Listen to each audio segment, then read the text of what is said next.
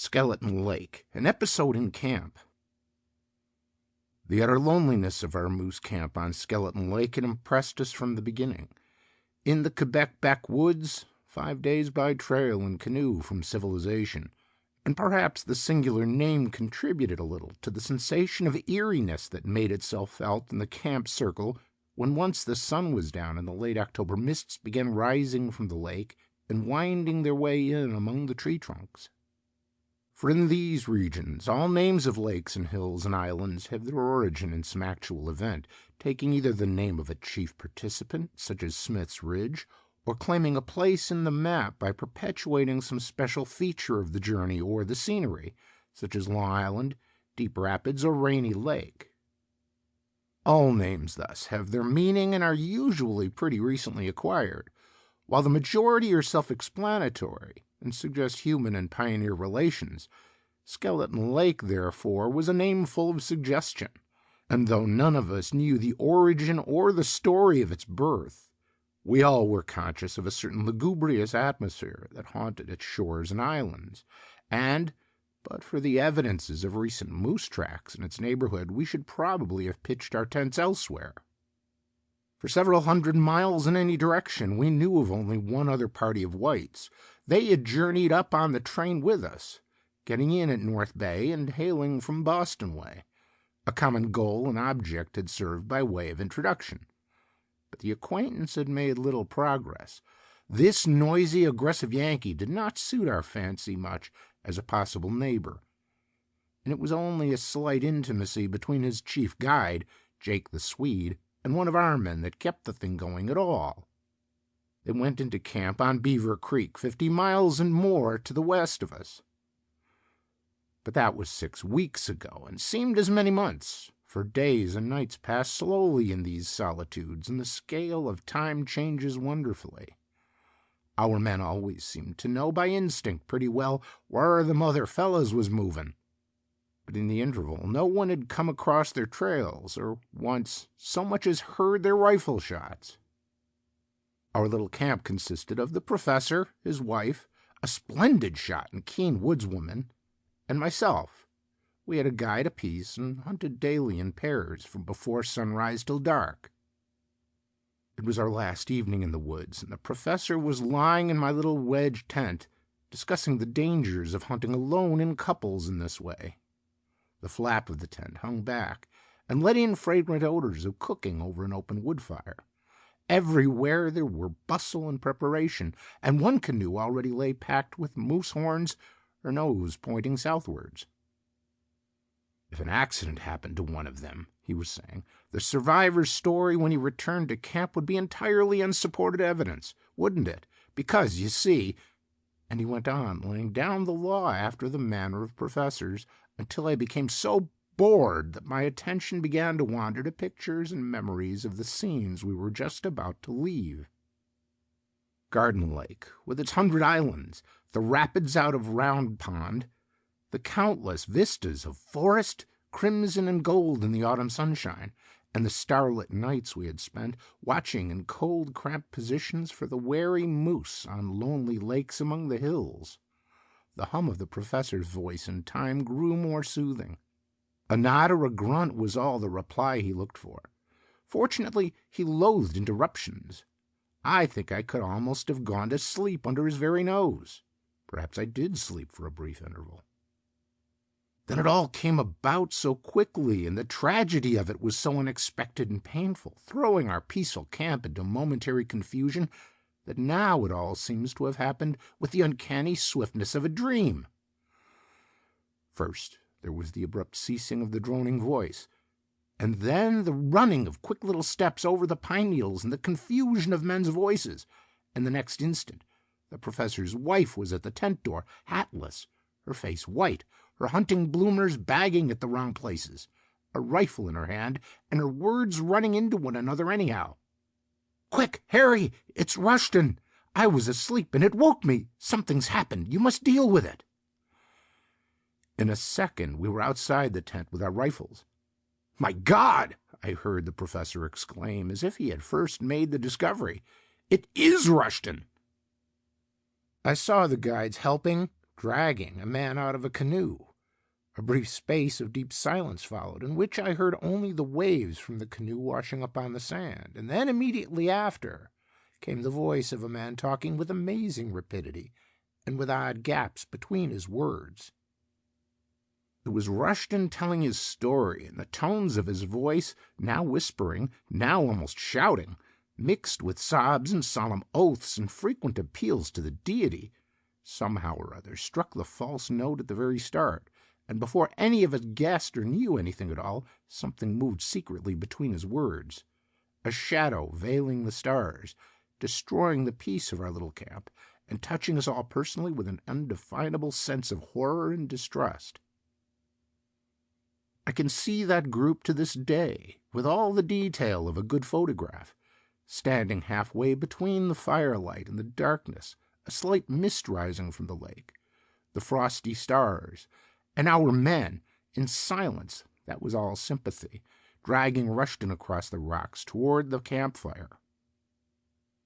Their moccasins crunched on the sand and slipped several times on the stones beneath the weight of the limp, exhausted body, and I can still see every inch of the pared cedar branch he had used for a paddle on that lonely and dreadful journey.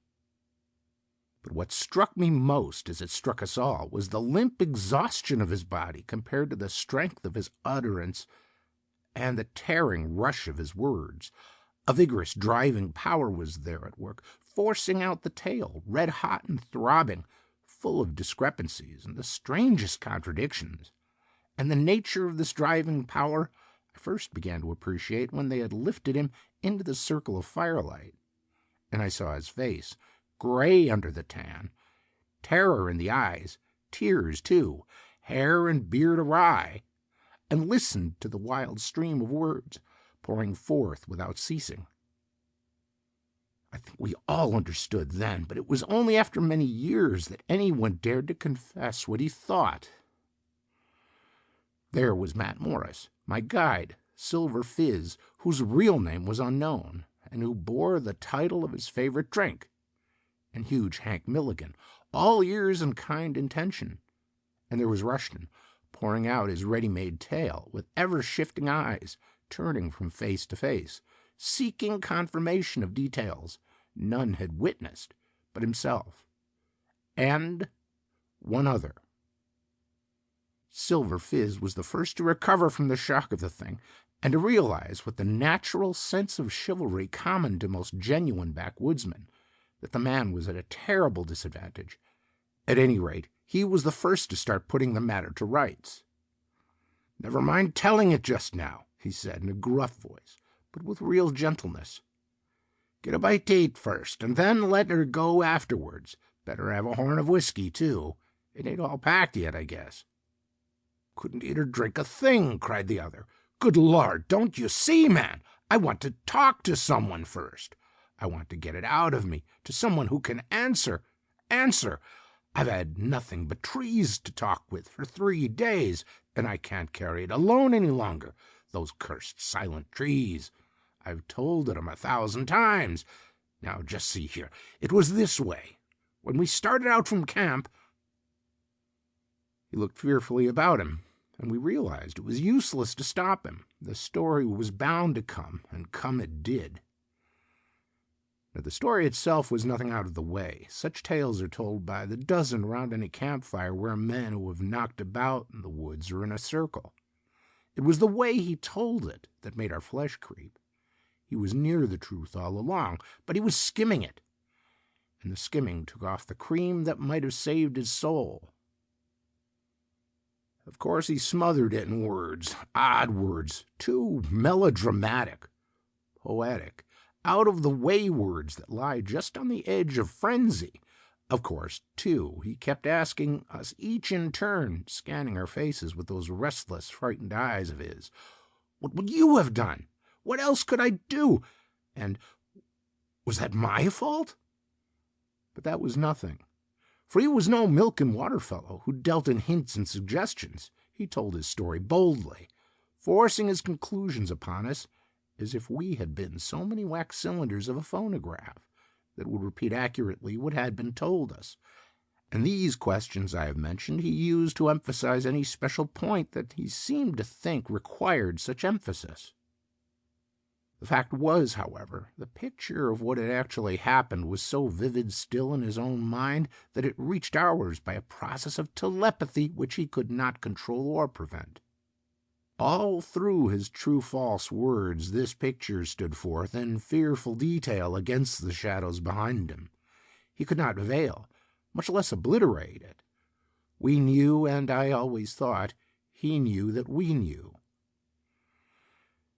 The story itself, as I have said, was sufficiently ordinary. Jake and himself in a 9-foot canoe had upset in the middle of a lake, and had held hands across the upturned craft for several hours, eventually cutting holes in her ribs to stick their arms through and grasp hands lest the numbness of the cold water should overcome them. They were miles from shore, and the wind was drifting them down upon a little island. But when they got within a few hundred yards of the island, they realized to their horror that they would, after all, drift past it. It was then the quarrel began. Jake was for leaving the canoe and swimming. Rushton believed in waiting till they actually had passed the island and were sheltered from the wind. Then they could make the island easily by swimming, canoe and all.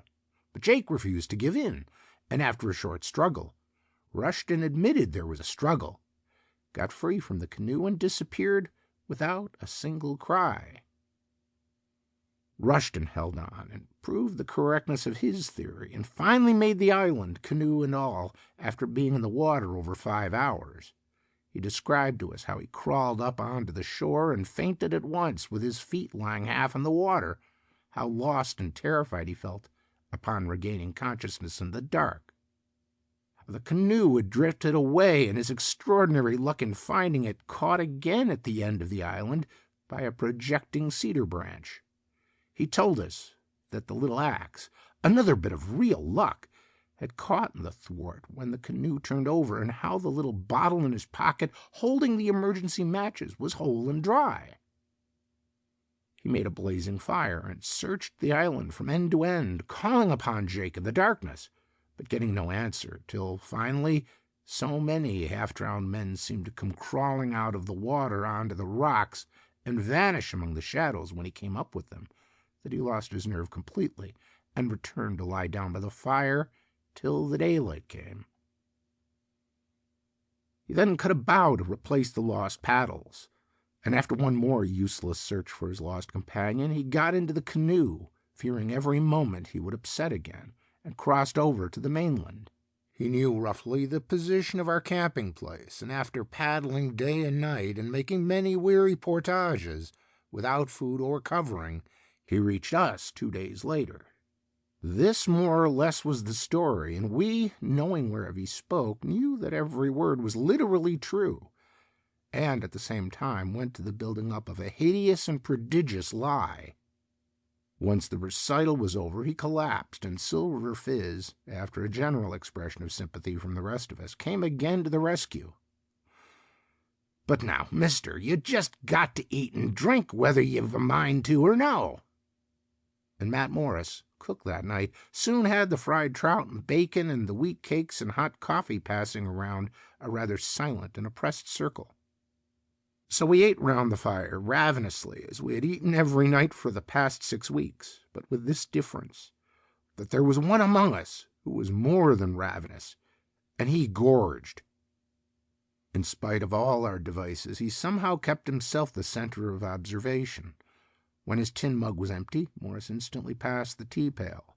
When he began to mop up the bacon grease with the dough on his fork, Hank reached out for the frying pan, and the can of steaming boiled potatoes was always by his side.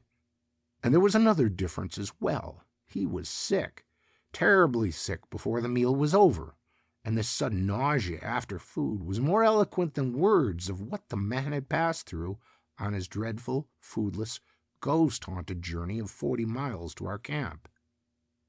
In the darkness he thought he would go crazy, he said. There were voices in the trees, and figures were always lifting themselves out of the water or from behind boulders to look at him and make awful signs. Jake constantly peered at him through the underbrush, and everywhere the shadows were moving, with eyes, footsteps, and following shapes. We tried hard to talk of other things, but it was no use, for he was bursting with the rehearsal of his story and refused to allow himself the chances we were so willing and anxious to grant him. After a good night's rest, he might have had more self-control and better judgment, and would probably have acted differently. But as it was, we found it impossible to help him. Once the pipes were lit and the dishes cleared away, it was useless to pretend any longer. The sparks from the burning logs zigzagged upwards into a sky brilliant with stars. It was all wonderfully still and peaceful, and the forest odors floated to us on the sharp autumn air. The cedar fire smelt sweet, and we could just hear the gentle wash of the tiny waves along the shore.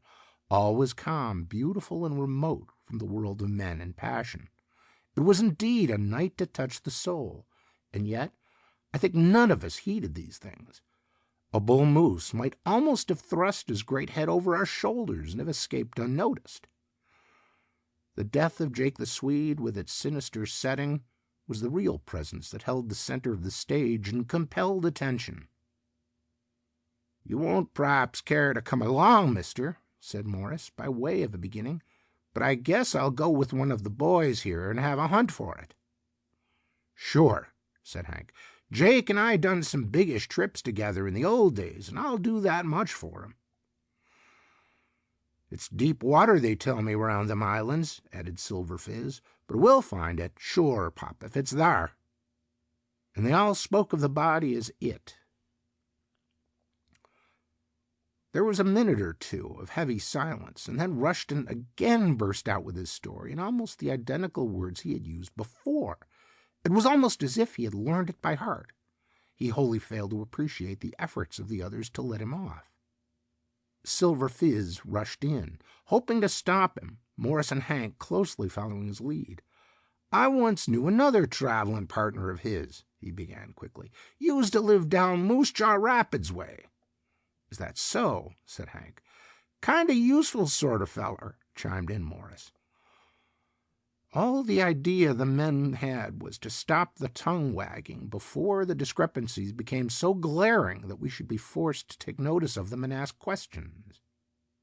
But just as well tried to stop an angry bull moose on the run, or prevent Beaver Creek from freezing in midwinter by throwing in pebbles near the shore. Out it came, and though the discrepancy this time was insignificant, it somehow brought us all in a second face to face with the inevitable and dreaded climax. "And so I tramped all over that little bit of an island, hoping he might somehow have gotten in without my knowing it, and always thinking I heard that awful last cry of his in the darkness. And then the night dropped down impenetrably like a damn thick blanket out of the sky, and—" All eyes fell away from his face. Hank poked up the logs with his boot, and Morris seized an ember in his bare fingers to light his pipe, although it was already emitting clouds of smoke. But the professor caught the ball flying. "I thought you said he sank without a cry," he remarked quietly, looking straight up into the frightened face opposite, and then riddling mercilessly the confused explanation that followed. The cumulative effect of all these forces, hitherto so rigorously repressed, now made itself felt, and the circle spontaneously broke up, everybody moving at once by a common instinct. The professor's wife left the party abruptly, with excuses about an early start next morning. She first shook hands with Rushton, mumbling something about his comfort in the night. The question of his comfort, however, devolved by force of circumstances upon myself, and he shared my tent just before wrapping up in my double blankets, for the night was bitterly cold. He turned and began to explain that he had a habit of talking in his sleep, and hoped I would wake him if he disturbed me by doing so. Well, he did talk in his sleep, and it disturbed me very much indeed. The anger and violence of his words remain with me to this day, and it was clear in a minute that he was living over again some portion of the scene upon the lake. I listened, horror-struck, for a moment or two, and then understood that I was face to face with one of two alternatives. I must continue an unwilling eavesdropper, or I must waken him. The former was impossible for me, yet I shrank from the latter with the greatest repugnance. And in my dilemma, I saw the only way out of the difficulty and at once accepted it. Cold though it was, I crawled stealthily out of my warm sleeping bag and left the tent, intending to keep the old fire alight under the stars and spend the remaining hours till daylight in the open.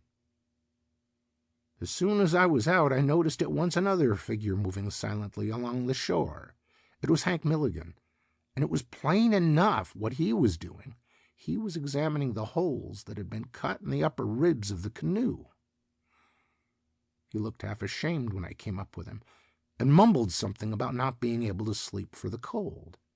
But there, standing together beside the overturned canoe, we both saw that the holes were far too small for a man's hand and arm, and could not possibly have been cut by two men hanging on for their lives in deep water.